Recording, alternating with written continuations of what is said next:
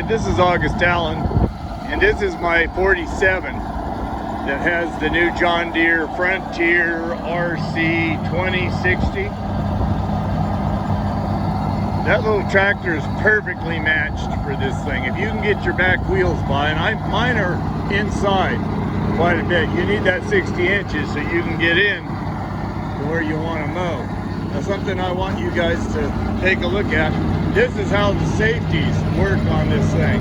Is that it's attached somewhere high on the tractor, and it's attached right there so that if somebody was to fall into that thing, they could crawl out of it without it winding them up. I strongly suggest that you use it. It's a simple piece of gear, and I like it, that's all. I just like it. I got kids running around and such things. This thing pretty well, I don't know what kids will do. Sometimes they'll run up and jump on the back of something. You never can tell. No bigger on it. So anyway, I'm going to shut this for a second, and then I've got mowing to do. I just mowed where the trailer was sitting over there, and this is great. This little tractor, it's all it can handle. I mean, it does a wonderful job with that size. Anything bigger than this, I'm afraid you'd be having trouble. You couldn't pick it up with the tractor. The tractor has nothing in those tires but air. I have no reason to want to try to do that kind of work with it. This is a little mowing machine to mow the yard, and I love it. I think it's just great. The drive shaft was another 300 bucks. It cost me for that drive shaft because the tractor, let me get out of I see my shadow back there. This Frontier, 60 inches wide, is easy picked up. Let's walk over here. We'll walk around. Let me see if I can keep this silly camera steady. I'm going to reach over and pick this thing up.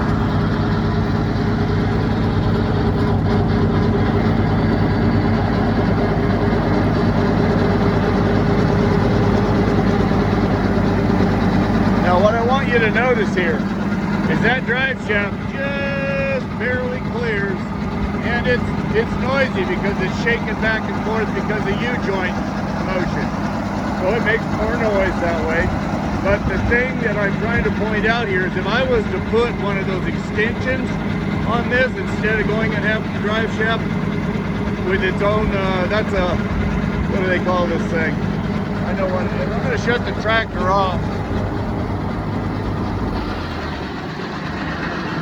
You can hear it ratcheting, but that's part of the drive shaft that stays with this. That way it can be short enough, and you put that extension in there and you can't use the full lift of your tractor on this thing. You got to note the setup holes and such when you buy it, but this is the ticket for an 8-inch tractor.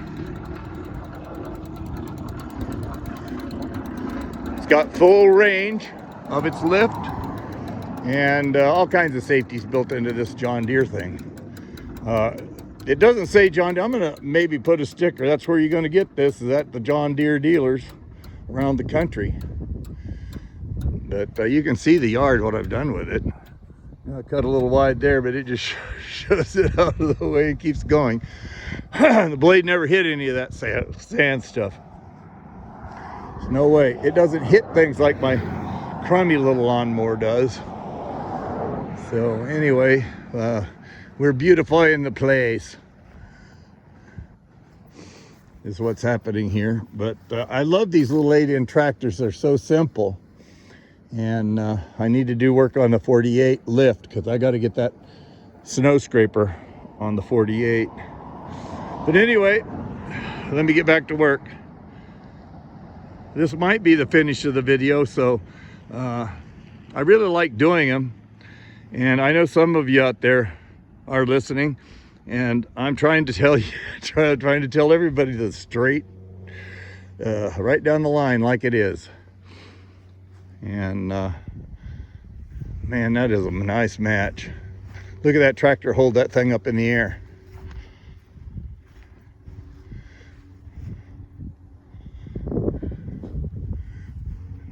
Nice little rig.